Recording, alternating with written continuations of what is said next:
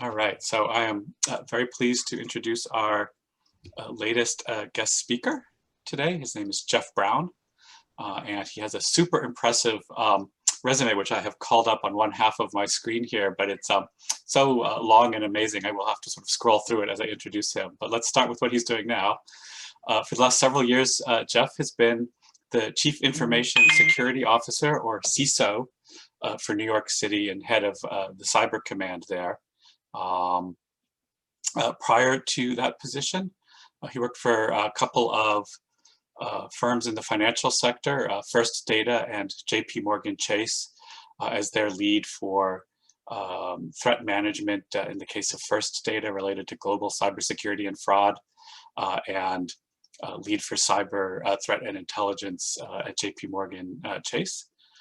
Geoff has a chunk of years of experience in the US federal government, for which we will not provide more details at the moment. And quite remarkably, very early in his career, he also served as a staff person on the 9/11 Commission. And last, but I know certainly not least in Geoff's mind, he is a very proud alumnus of Middlebury College. And he's going to talk to us today about resiliency in practice, lessons from leading cyber defenders. So take it away, Geoff.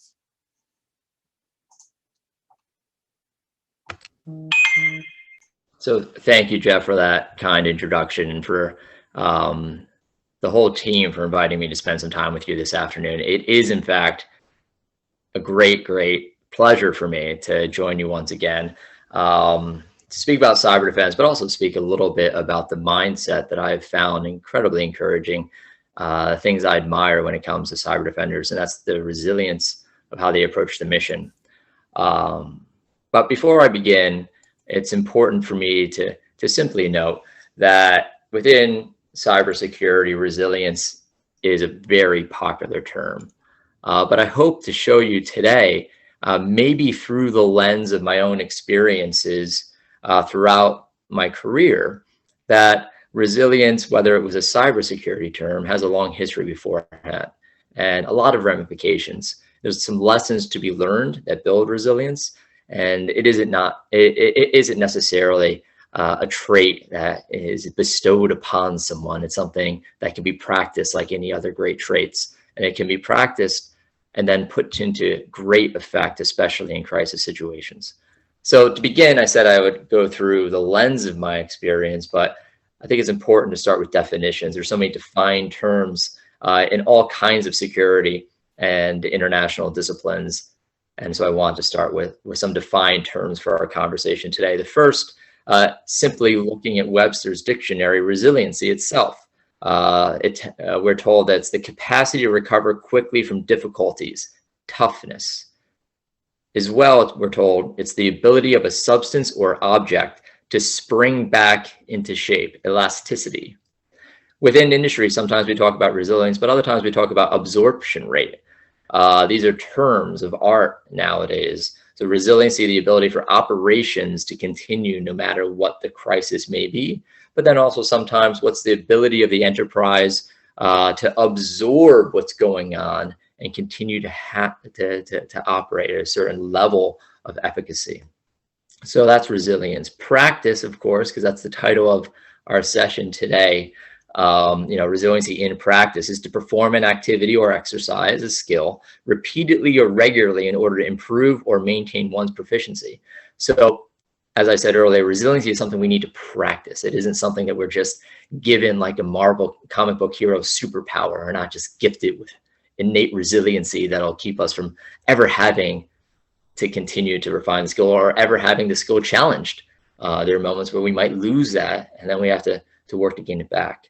And then the next part of it is lessons from leading cyber defenders. So leading, and I hope that you'll see in the conversation today through the lens of my experience, that leading has been something that for me personally has been evolving over time. It's been an evolving thing.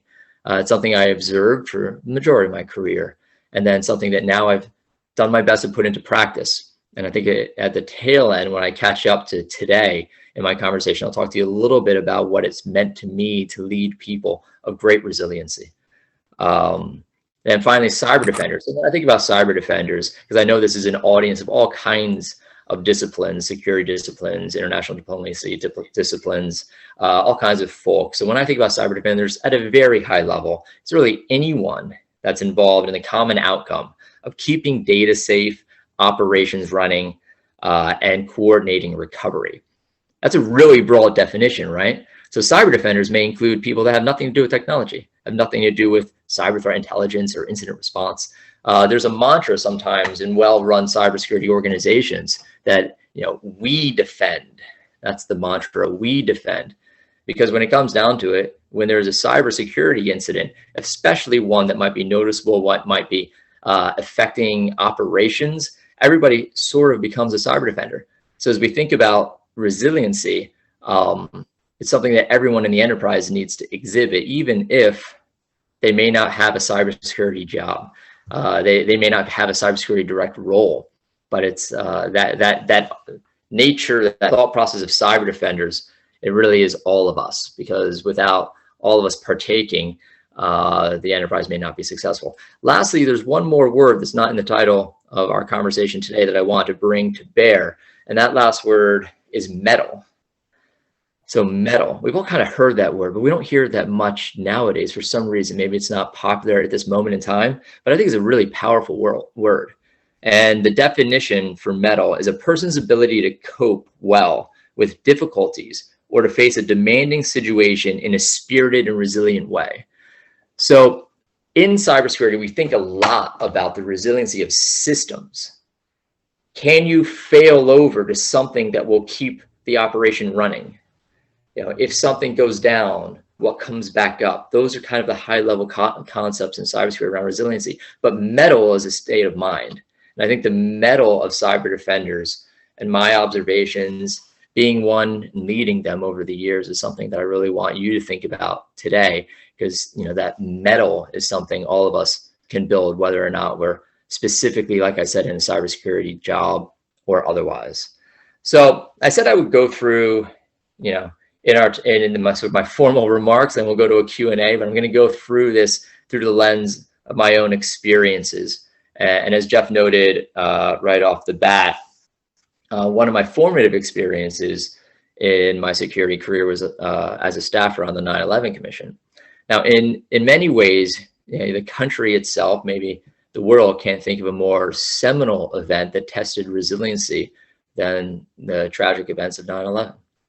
By those events, we all know a lot about it. By way of background, my role in that investigation, very young in my career, was very simply as an analyst, as a researcher, as a note taker. I had the great privileges of following around some investigators as they conducted their investigation, as they interviewed people, as they put pieces together. It was an incredibly eye-opening experience for me. But the lessons that I wanted to bring to today that are germane to our conversation are perhaps two or threefold. The first is within the conduct of the contribution of the team that I was on, we were charged with looking at three components. One, the air defense picture in that day. Two, the first responders. And three, the office that I was in New York City, was also charged with the victims liaison office, so the family victims liaison office. And there's lessons from all three things. The first, in the air defense picture, we went around, we interviewed everyone about what happened that day. What did they think was going on? Sometimes I've said, and it's a paraphrase from a great sort of security and intelligence thinker, Dan Geer, sometimes I say that the application of intelligence mitigates the impact of surprise. The application of intelligence mitigates the impact of surprise. It's not that you're going to be surprised. It's not that you can keep from being surprised. It's how do you mitigate it? It's kind of another way of looking at resiliency. And if you think about 9/11 and the air defense picture, they were built to be resilient to some very significant threats. They were built to be resilient to the Cold War. They were built to field air assets when there was any indicator or warning that, specifically Russian, but any type of threat might be entering into U.S. airspace. And even if you think about sort of the nexus of NORAD, so the air defender section. The nexus of their effort was a place called Cheyenne Mountain, which I got to visit. And this place was physically built to withstand incredible events, right? You know, it was inside a mountain. The offices looked almost like tractor trailers on big springs. The door, massive door. So that's resilient, right? That's going to mitigate the impact of surprise. But we found out something else, right? On 9/11, might have been resilient to mitigate the impact of surprise of a known type of threat. But what they had to react to that day was something entirely different. And so in the conduct of the investigation, we got to look into that, and that produced some ways for the country to be more resilient in the types of threats that had been realized, that had manifested, and that it was going to face over the coming decades. So that's one thing that I think is a lesson in building a mindset and planning around, resilience. The next piece from the September 11th Commission, 9/11 Commission, that I wanted to highlight was from the first responder perspective. As we know, those individuals, firefighters, EMS workers, that's emergency services, which actually in New York City is part of the fire department, if you didn't know that. Police officers, private citizen, the local health responders, they all fielded to the building that day under a set of protocols. Significant skyscraper fire. But then, we all know what happened. So what we had to look at as a commission was, did they have the right communications? Were they coordinated? How as a community of responders could lessons be learned and applied if a terrible day like that ever occurred again? So that's another type of exposure to a mindset of great mettle, great bravery, but the need to learn and reapply those lessons. The last piece on the 9/11 Commission that I wanted to highlight for when it comes to an event that taught me a little bit about resiliency was the Victims Liaison Office. And I think this one is one I want to concentrate on a little bit more tightly because it really does apply to cyber defenders. You asked me why. So in the Victims Liaison Office, like in many other interviews that I was pulled into and involved in, sometimes I would go into the office to join the two leads that were liaisons, and exceptionally empathetic people, dealing with families and loss and some of the most tragic events that a human can ever try to process. And one thing that in reflection I've been thinking about recently was, as they conducted their work, as they listened to people's stories, there were times where, if you go back to this time frame, there were many different narratives about what caused those terrible events, many different narratives, and many of those narratives simply were not true. They were not based on facts. So I think to a certain extent, a lesson that now in reflection I learn, and it's very relative to cybersecurity, the industry today, is the only way to respond at times to people that are convinced, but based on misinformation, perhaps disinformation, maybe even covert influence, is to approach it based on a clear presentation of the facts, and in that case, an incredible amount of empathy. But you fast forward, and I think to a certain extent, you look at the 2016 elections, and some things are being confronted by the major platforms, technology platforms, by policymakers. How do we confront what are really attacks on facts, so that people can have a common understanding of history. So that was back on the 9/11 Commission, and some early on sort of formative observations, perhaps, if not lessons at the time, when it comes to working with people, because certainly at that moment in time, I wasn't leading people. And at that moment in time, cybersecurity wasn't really on the radar. For many people, maybe it certainly was, information technology specialists, people in the defense community, et cetera. But for me, not as much. I'm going to fast forward a little bit to when it really became an incredible reality to me, and maybe fast forward our conversation a little bit too. So another lesson when it comes to leading cyber defenders was when, as Geoff highlighted, I was in financial services.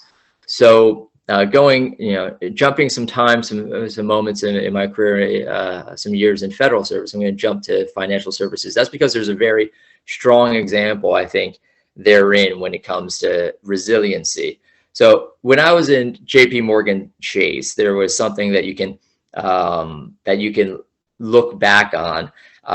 You could do some research around this. It was called Operation Ababil. And that's an operation that was conducted by a group that called themselves the Al-Qassam Cyber Fighters. What happened? So for over 176 days between 2012 and really 2014, the financial services industry came under what's called distributed denial of service attacks. That's DDoS attacks. I don't expect folks to know what that is, so I'll just give you a really high level on it.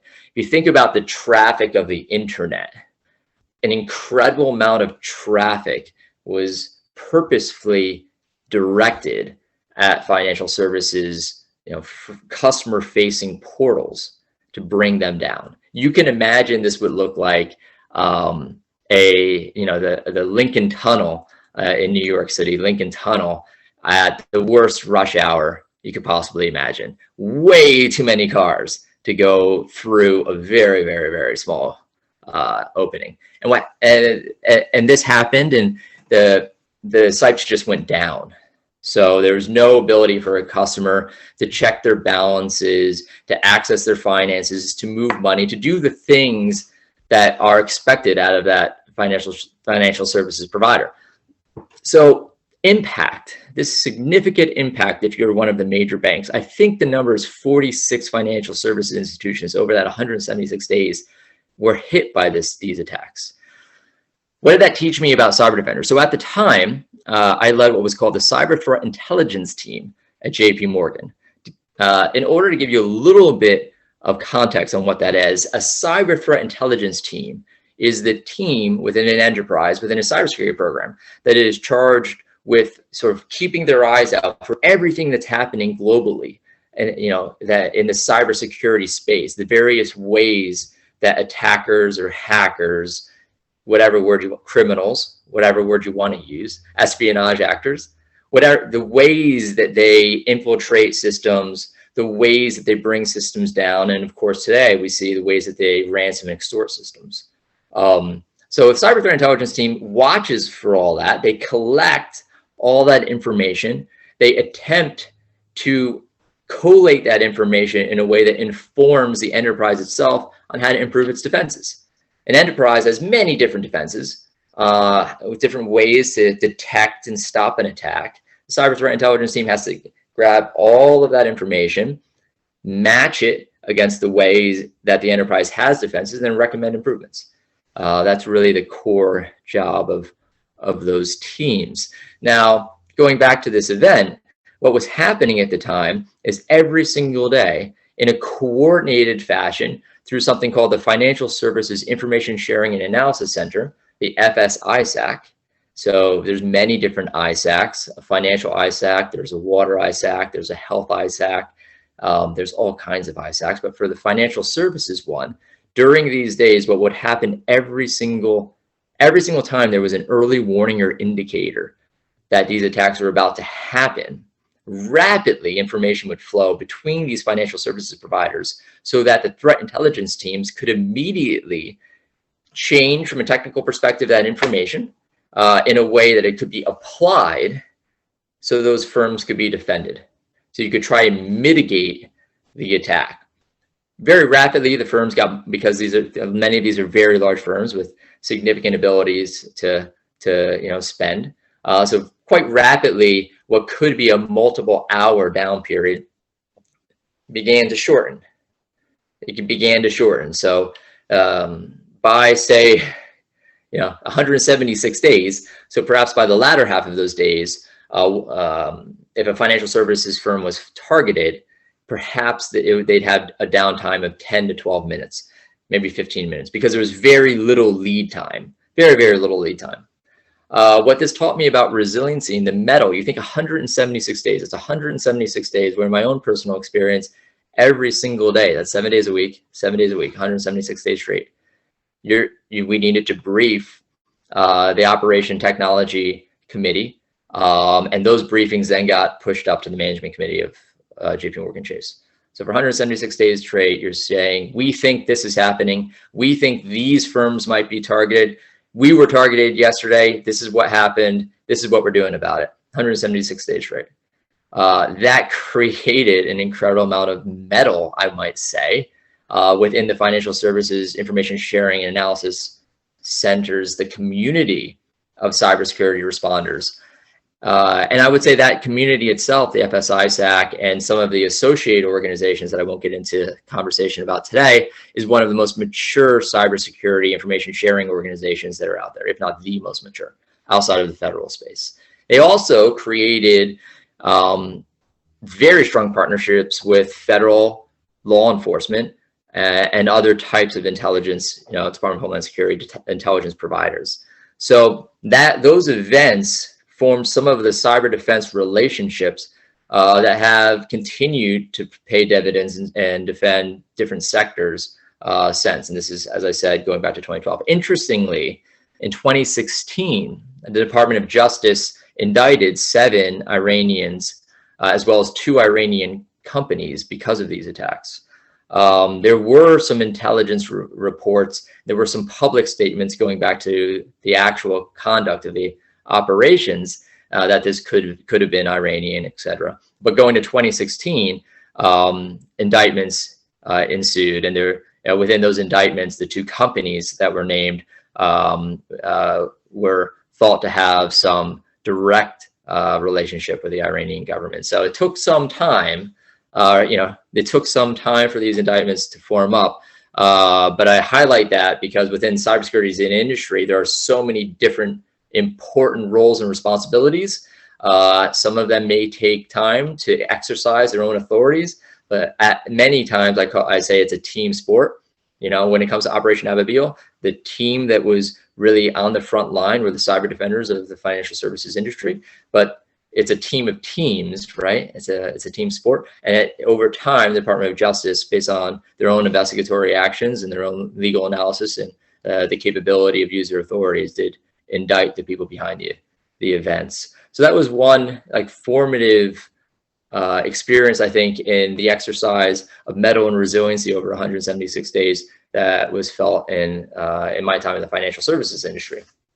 But the next thing I want to kind of highlight, and it's something we're really proud of course, is my current experience. So for the last 5 years, I've been with the city government of New York. I've been the Chief Information Security Officer for the city, and I lead something called NYC Cyber Command.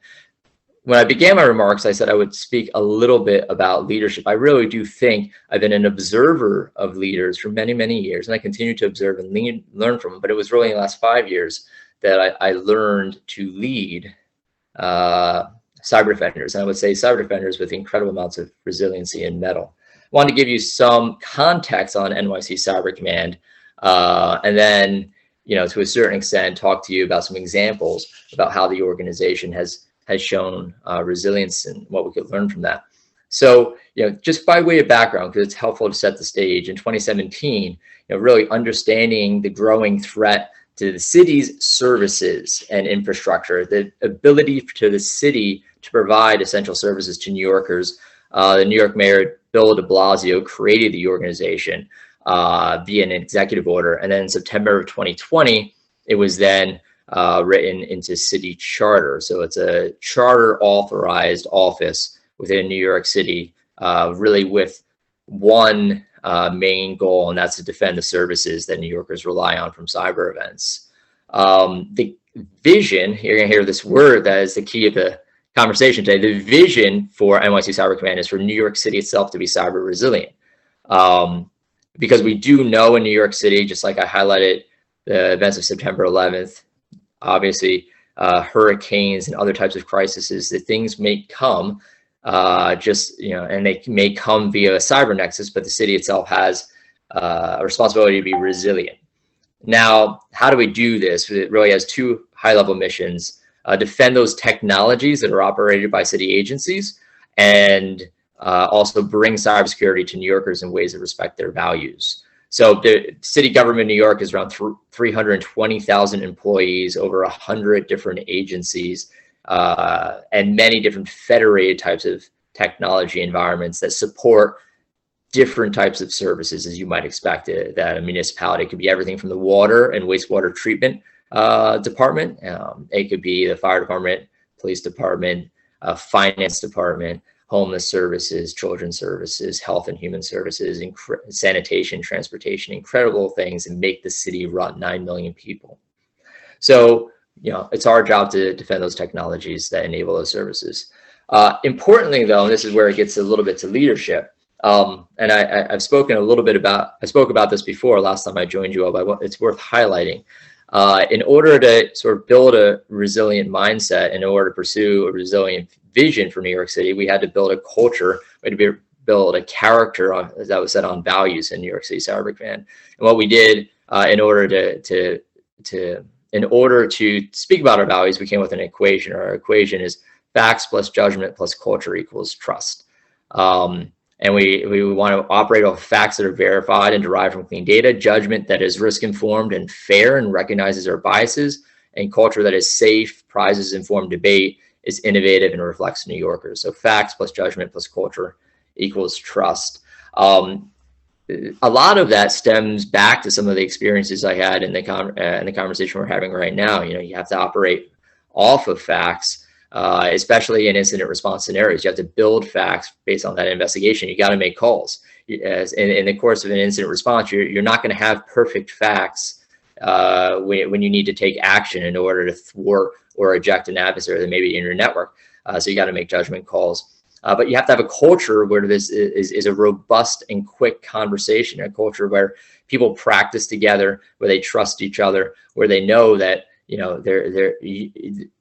have a common objective, a common mission. When you do that, you have a culture that trusts each other, and you can be effective. At least we can be effective in the cyber defense of the city.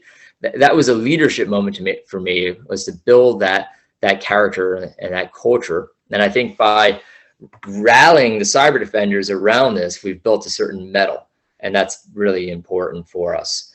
Now, I would also note one of the things, going back to the topic of resilience, that NYC Cyber Command did was recognize that to build resilient communities in New York City, we needed to approach the community itself.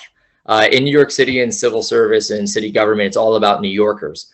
So we couldn't just say we were going to be resilient if we were tending to the government. It has great impact because obviously New Yorkers rely on those services, but we needed to go to New Yorkers themselves. And how did we do that?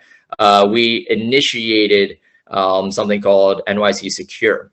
For those of you that are really interested in cybersecurity policy, I would note for you that this goes back to 2017, and it was built on a simple sort of posit. The posit was that the government has a role in the cyber defense of its constituents, of the people that it serves.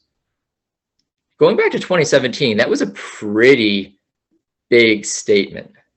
Even today, you hear many people from a policy perspective that are saying, that have government office and authority, that are saying, private sector, what do you think we should do here? New York didn't do that in 2017. In 2017, New York said, we're going to do something here because we owe it to New Yorkers. It may not be perfect. We may not get it right off the bat, but we better do something. What did we do? So we built two things. We built an app. You could download it today. It's called the NYC Secure App. It's built really to alert you that your device may be coming across a threat. Now it also has a feature we just built this year that allows you to check links to see if you're being phished. but it's really just to alert you so you can make decisions to navigate away from threats. The interesting policy piece of this is that we decided that when it was built from a technical perspective, that we would not take any data from the device. In cybersecurity, you need a lot of data to make good decisions. It's like, it is very true. The more data you have, the better you can do pattern analysis, better you can hunt in that data for indications of abnormal activity that might be a criminal or an espionage actor in your network. Data is good in cybersecurity, without a doubt. We made a decision we weren't going to take any. That's interesting, right? But it was built based on a recognition that New Yorkers, and really many people, value their privacy. So we made a policy decision, we made a policy statement, and then defined perhaps how the policy would be implemented based on values. And the technology, we created these, we did that first before saying what would be the best technical approach to defeat threats. So from a policy perspective, we designed the technical approach based on what we want to accomplish, but also based on principles and values. I think that's really interesting because we also partnered with someone that was thinking the same way. There was an NGO called the Global Cyber, there is an NGO called the Global Cyber Alliance, and they co-founded something called Quad 9. And I won't get too technical here. It could get kind of technical. I'll try. I won't get too technical. Quad 9 is what's called a DNS security solution. So when you sort of browse to the internet, you want to browse to a website, et cetera, there's something called a DNS lookup. There's an activity that happens there at a very high level. DNS security is saying, should you go to that place, because is that place a valid place for all kinds of different, perhaps, policy application reasons. Now, if you're in an enterprise, there may be different types of sites that you're not allowed to go to. There are enterprises that say you can't go to a social media site while you're using a corporate device, et cetera. There's some real sort of policy applications that are possible in a DNS security solution. But we didn't want to make those decisions for New Yorkers. From a government policy perspective, what we decided was we thought that we had a role here, especially because we were providing places where the population, where the residents, businesses, visitors, would receive free public Wi-Fi. So we knew, the city knew, the leadership of the city knew that having access to the internet itself is an issue of equity. Everyone should have access. So the city is on a journey to provide everyone access. But we instigated a thinking that if we were giving this for free, we had a role and a responsibility to do everything we could to keep people's devices from being victimized as they were using the thing we were giving them for free. We needed to do something for safety here, just like we have traffic lights on the road. So what does a solution do? Based on a high degree of the threat intelligence, a community of threat intelligence providers, all it'll do is if it has high confidence that the site that you're trying to browse to, the link you click to go to, etc., high confidence that that's only there to do something malicious to your device from a cybersecurity perspective, to drop malware, to try and phish your credentials, to do something fraudulent like that, that site gets blocked. Because really, we think that if from a high confidence perspective, we know that that part of the internet is only there to do something, to victimize your device, maybe your data, etc., then if we're providing that free public Wi-Fi, from a government perspective, have something we need to do there. So we instituted this DNS protection. The greater thinking on that, and this goes back to resilience, is that a community that is better defended, more devices that are accessing more things that aren't infected, is a form of community resilience from a digital perspective. And I think that's something, as an initiative, we've been exceptionally proud of in the city. There's some more lessons from my experience working for the city and NYC Cyber Command that speak to this notion of leading resilient cyber defenders. The next piece I want to highlight on this front is a threat that occurred in the fall of last year. So if you recall, the fall of last year, it was as different types of health providers were under incredible duress, doing absolutely incredible work, trying to help people because of the pandemic. Unfortunately, and this may surprise some of you, but maybe not, because I'm speaking to MIIS, and you guys know kind of how the world works sometimes. This may surprise some of you, though. Frankly, it did surprise me a little bit, because sometimes I underestimate sort of how the deviousness of some folks out there. But during this time frame, the health service providers came under incredible threat of ransomware. There was a number of federal alerts. Department of Homeland Security led briefings. There was a significant concern of attacks on hospitals and health providers. And in fact, unfortunately, some hospitals and health providers were impacted. Middlebury itself, in Middlebury, Vermont, the state of Vermont, there's a health network, the Champlain, maybe it's a Champlain Valley Hospital Network. It's something, the name escapes me, but it's a network of health providers based out of Burlington. And that whole network had a significant ransomware event during this time period.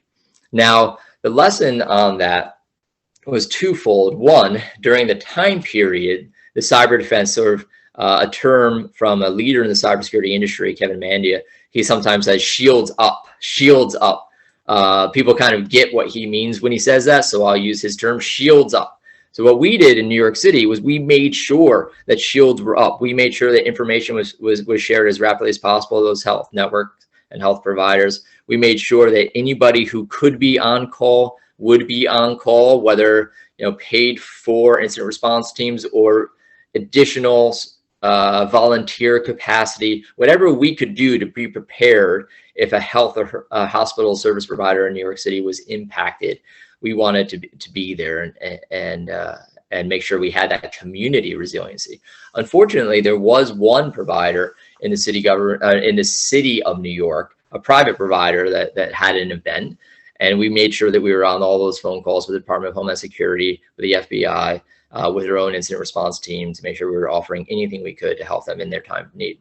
So this is sort of the mettle of leading cyber defenders. You're thinking through a pandemic, health providers, but additionally, what can we do to assist from a cyber defense perspective? That was very important for me. I want to talk about another piece of resiliency, because resiliency, as I said at the very onset, is sometimes in cybersecurity a term of art. And here's an example of how when you pay attention to that, it can have significant impacts mitigating surprise. In New York City Cyber Command, we started with 3 tenets. One tenet was visibility and control. You need to see as much of your environment as you can if you're going to action it to contain or eject adversaries. The next piece was organize. I talked a little bit about how we organize, a central capability to lead the cybersecurity mission. But the next part is what I'm going to really concentrate on. That's the concept of defend the defenders.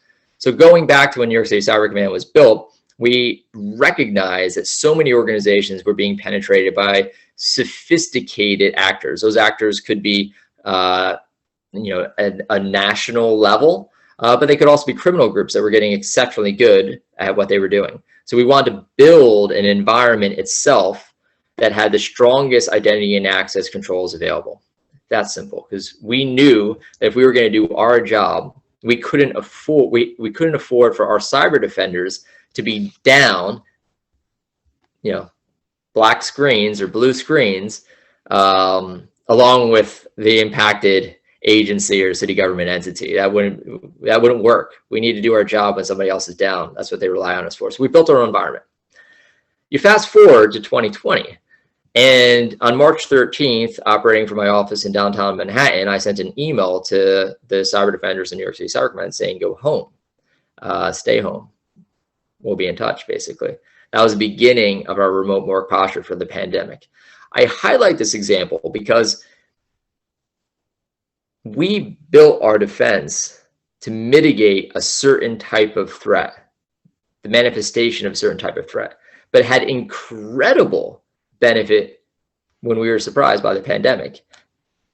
That resilience carried through. So I just, before we joined today, I just opened up an all-staff call. There's about 150 people in New York City Cyber Command talking about coming back to the main office next week based on some decisions made by City Hall, all public.